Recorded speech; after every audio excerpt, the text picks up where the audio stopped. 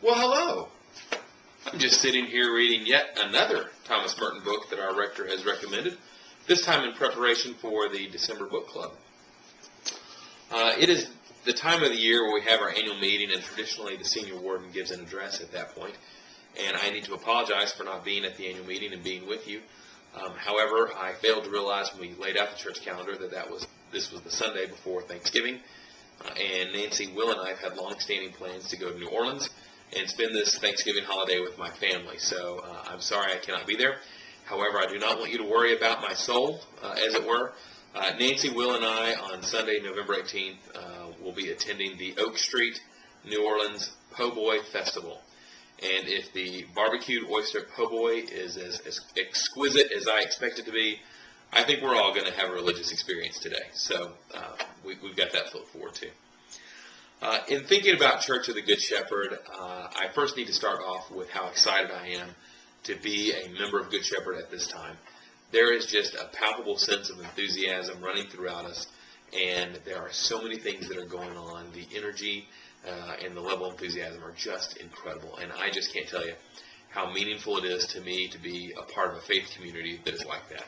So thank you to everyone who is there and who makes that possible, be it through your attendance, through your work on committees, your service in a variety of ways. Thank you for what you do, and I'm so delighted to be a part of this with you. In telling the story of the Church of the Good Shepherd, it occurs to me that we've really been a church that's been about investments. We've invested in our community through ministry and missions, through the foundation of things like Shepherd's House, Mission Lexington, even the day school. We've been a church that's invested in our facilities. We've enhanced and maintained our facilities, the windows, the Oregon, the Vision 2000 campaign. And we're a church that's invested in the life of our parish. We have meaningful worship, we have great fellowship with each other, and we have wonderful parish life programs that bring us all together. So I think that's really been the story of Good Shepherd is our investments. Like all good investments, though, they need to be supported, and I think this is the time for us to do that. When we have the annual meeting, it typically takes place in November, unless you've called a new rector and changed over a vestry, at which point you do that in July, like we did this last July, but typically in November.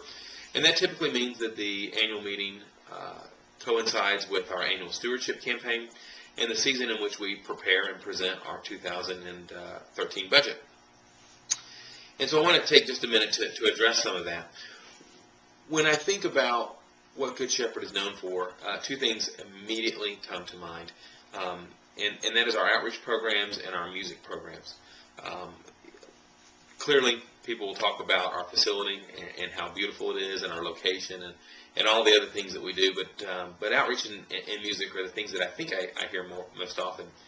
And in preparing the 2013 budget, those are two areas we've decided to focus on, that as well as supporting the staff that we have and making sure that their remuneration is competitive and that they're being supported in the way they should be. So we've taken our opportunity to look at the budget and to think about ways that we can build on the investments that we've made. And we've decided to do that through increasing our outreach allocation and enhancing our music program, and again, supporting our staff. Increasing our outreach allocation will allow us to continue to reach out in loving service. Enhancing our music program will allow us to sort of make good on this bet that we've taken on the new organ. And obviously supporting staff will help us keep what is clearly the most talented group in the entire diocese. Excuse me.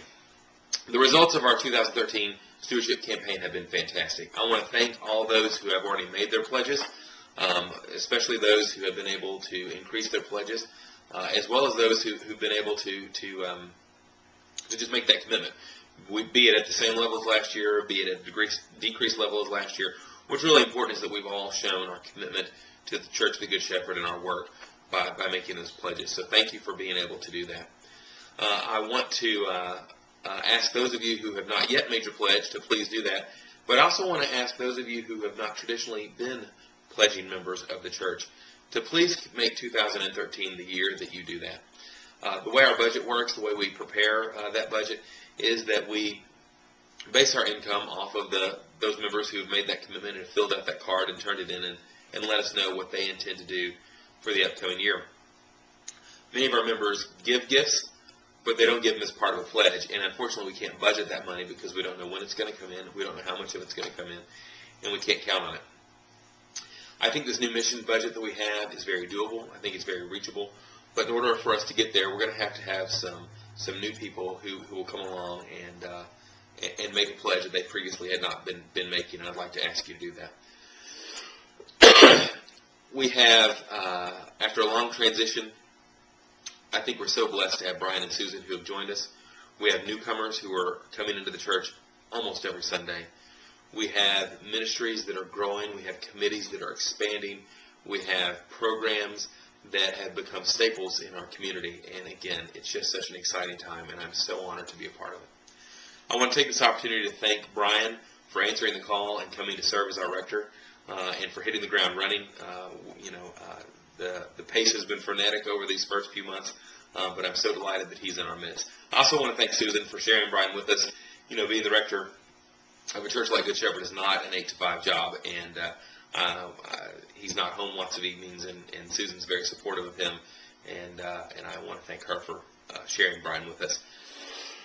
I also want to thank our staff. I think we have the finest staff you'll ever see at a church. We're very fortunate to have such a great group of people who share their ministry and their leadership with us.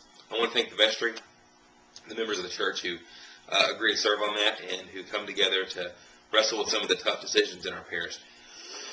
Excuse me. And I finally want to thank all of the parishioners who are involved in whatever way, whether it be coming to attend worship, whether it be serving on committees, whether it be supporting our outreach programs, singing in the choir, whatever it is. We have a great church. We have a great parish because of the people who are in it. And I am so delighted to be a part of it. Thank you all for all that you do for the Church of the Good Shepherd. Thank you for giving me the opportunity to serve in the capacity that I get to serve. I love you, and I look forward to seeing you at church.